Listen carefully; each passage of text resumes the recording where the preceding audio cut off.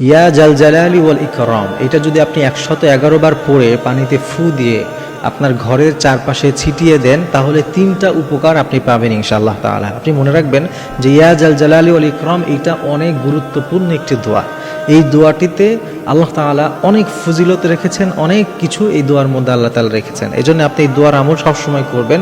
বিশেষ করে আপনাকে আমি একটা পদ্ধতি বলে দিব, এটাতে করলে আপনি 3টা উপকার পাবেন। আপনি ইয়া জাল জালালি ওয়াল ইকরাম 111 বার পড়ে একটা পাত্রের মধ্যে পানি নেবেন, ওই পাত্রে আপনি ফু দিবেন 111 বার পড়ার পরে। আগে পিছে অবশ্যই দুরূদ শরীফ পড়বেন।